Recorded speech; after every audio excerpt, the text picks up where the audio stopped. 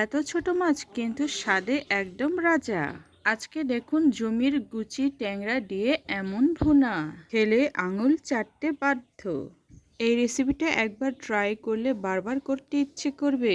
শেষ পর্যন্ত দেখুন। আমের আসল স্বাদ পেতে চাইলে জমির টাটকা গুচি ট্যাংরা মিস করবেন না। এটা ফাঁকা কড়াই নিয়েছি পরিষ্কার করে ধুয়ে, সেখানে অনেকগুলো কুচি কুচি করে রেডি করে রাখা আমার পেঁয়াজগুলো দিয়ে দিলাম। জমির টাটকা ছোট মাছগুলো অনেকগুলো ছিল, তাই আমি অনেকগুলো পেঁয়াজ নিয়েছি আজকে। এই পেঁয়াজগুলোর সাথে এখন আমি নেব অনেকগুলো মশলা। সেই মশলাগুলো একসাথে মিক্স করে নেব হাত দিয়ে চটকে। আজকে আমি রেডি করব হাত দিয়ে চটকে মাখা মাছের ভুনা। এই ভুনাটা হবে অনেক মজাদার আর টেস্টিফুল। মাছের ভুনা আর হাতে মাখা এমন রেসিপি খুব মজাদার হয়। খুব সহজে অনায়াসে যে কেউ এই সহজ রেসিপি করতে পারবে ঘরোয়া পদ্ধতিতে এমন রেসিপি করা খুবই সহজ। বন্ধুদের জন্য এই রেসিপিটা কেমন হলো অবশ্যই জানাবেন। মাখা এই ধরনের টাটকা জমির মাছগুলো অনেক খেতে টেস্টি হয়, তাও কি গরম ভাতের সাথে। গুলো মশলা আর আমি পেঁয়াজটা একসাথে মেখে নিচ্ছি। তারপর দেব হচ্ছে লবণ আর হলুদ, তারপর দিয়েছি মরিচ গুঁড়ো আর সবকিছু মশলা, জিরা, আদা, রসুন সবকিছু। তারপরে দিব হচ্ছে তেল। রান্নার তেলটা আমি মাপ মতো অবশ্যই দিয়ে নেব। মশলা আর পেঁয়াজটা এখন হয়ে গেছে। রান্নায় তেলের পরিমাপটা আমি আমার প্রয়োজন মতো পরিমাপ করে নিয়ে নেব। আপনার যদি ইচ্ছে হয় আপনি খুব বেশি না নিয়ে কম পরিমাণেও নিতে পারেন, কারণ গ্রামের স্বাদ হচ্ছে হালকা একটু মিডিয়াম টাইপের তেল নিলে অনেক টেস্টি হয়। যেহেতু এটি জমির টাটকা মাছ ছিল, সেক্ষেত্রে আমি আমার পরিমাপ মতো তেলটা নিয়েছি। টাটকা মাছের এত সুঘ্রাণ থাকে, রান্না করলে অন্যরকম একটা সুঘ্রাণ বের হয়। কড়াইয়ের মধ্যে আমি আমার ধুয়ে রাখা অনেকগুলো মাছ, ছোট মাছ একসাথে দিয়ে দিচ্ছি। ট্যাংরা, তারপর স্থানীয় ভাষায় বলা হয় চিকড়া, এগুলো ছিল।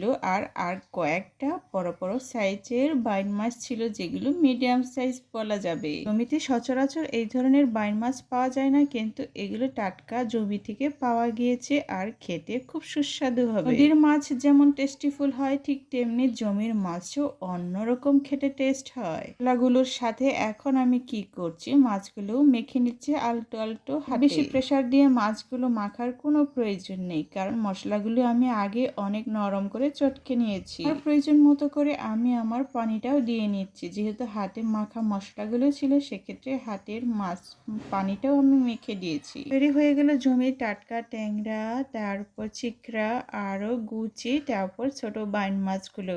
হাতে মাখার রান্নার মজা আর টেস্ট, তারপর গরম খাবার আর কত গরম ভাত দিয়ে এতটাই টেস্টি হয়। এখন আমি চড়িয়ে দিলাম চুলার উপর, আর চুলার আঁচটা আমি মিডিয়াম হিট রেখে দিয়েছি।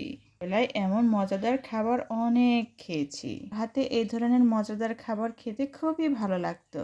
এমন টেস্টিফুল খাবার তো অনেক খেয়েছি সেই ছোট সময়, আর বড় হয়ে খুব একটা পাওয়া যায় না এমন টাটকা মাছ। এটা পেয়ে আমার তো মনে হয়েছে আমি সেই আমার ছোটবেলায় ফিরে চলে গেছি।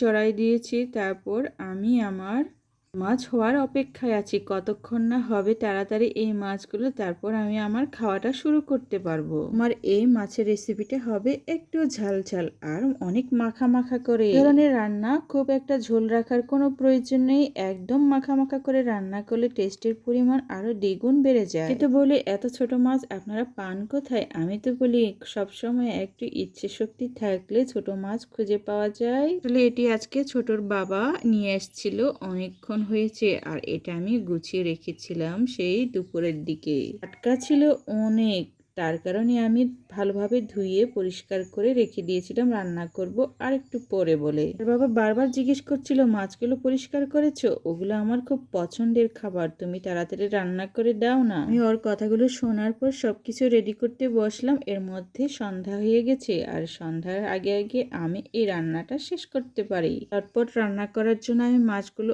অনেক ঘষে ঘষে পরিষ্কার করে তারপর ঠিক এই পদ্ধতিতে রান্না করতে বসেছি। মাছগুলো পরিষ্কার করতে অনেকটাই সময় লাগে, কিন্তু সময় লাগলেও এর টেস্ট চেয়ে অনেক বেশি আর মুখরোচক হওয়ায় মাছের এই কষ্টের কথা কোনো মতেই কিছু মনে হয় না, আর রান্না করতে খুবই ভালো লাগে আমার। এমনিতেই তো এই ধরনের ছোট মাছগুলো পাওয়া যায় না, তার উপর আবার নিয়ে আসছে অনেকগুলো, তার মানে মনের অনেক আনন্দে এগুলো আমি পরিষ্কার করেছি। বাচ্চার বাবা আমাকে বারবার বলছিল তুমি এগুলো কিন্তু মাখা মাখা রান্না করো, আর খুব বেশি একটু পেঁয়াজটা পরিমাণে বেশি করে দিও। তো মাছ রান্না করলে সবসময় খেয়াল রাখতে হয় পেঁয়াজের পরিমাণটা একটু বেশি দিয়ে দিতে হয়, তাহলে টেস্ট হয় অনেক বেশি। পরিমাণটা খুবই হালকা করে দিলেই হয়ে যায়। একটু ঝাল ঝাল হলে তো কথাই নেই, এত মজাদার আর এত টেস্টিফুল হয়। একটু ঝাল আর লবণের পরিমাণটা যদি সঠিক পরিমাণে হয়। এমনিতেই আমার এগুলো খুব খেতে ইচ্ছে করছিল, অনেকদিন খাওয়া হচ্ছে না, তার উপর আবার নিয়ে আসছে অনেকগুলো।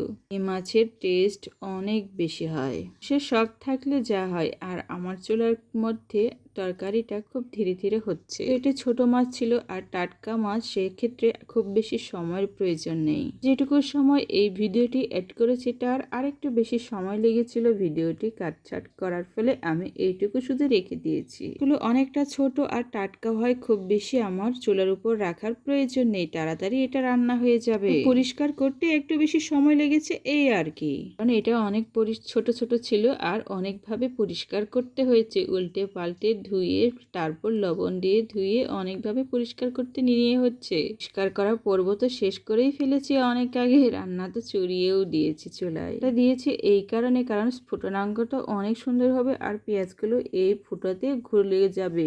অনায়াসে কম সময়ের মধ্যে চটপট রান্না করা যায় যদি সবকিছু তাড়াতাড়ি রেডি করা যায়। মানে বলতে চাচ্ছি সব মশলা পাতি সবকিছু যদি পেঁয়াজ মশলা আদা বাটা সবকিছু যদি রেডি হয়ে তাড়াতাড়ি, তাহলে রান্নাটাও শেষ হয়। এটি রান্না হওয়ার পর গরম ভাত দিয়ে খেলে এতটাই টেস্ট যা বলাই যায় না, মুখে স্বাদ লেগেই থাকবে। স্বাদ লেগে থাকার মতোই আজকে রান্না করছি, অনেক মজার টেস্টিফুল করে।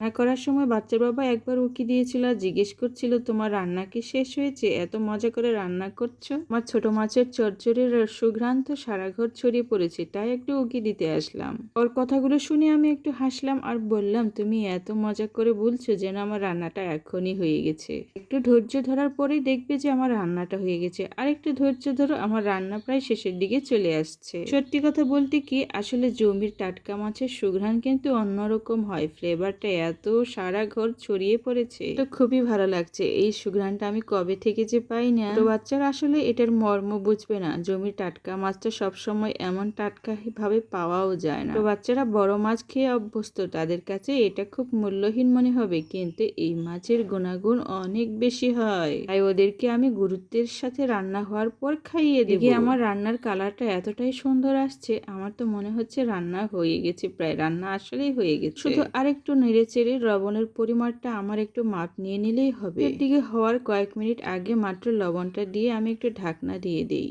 এতে করে আমার লবণটাও গুলে যায়। যারা এই ধরনের অনেক সুন্দর ভিডিও দেখছেন, আমার ভিডিওটি বিশেষ করে অবশ্যই সাবস্ক্রাইব করতে ভুলবেন না। করা থাকলে আমার ভিডিও আপনার টাইমলাইনের ভিডিও দেওয়া মাত্রই নোটিফিকেশন চলে যাবে, আর আপনি আমার প্রতিটি ভিডিও দেখতে পারবেন আমার চ্যানেল থেকে। যারা আমার ভিডিও দেখছেন অসংখ্য ধন্যবাদ।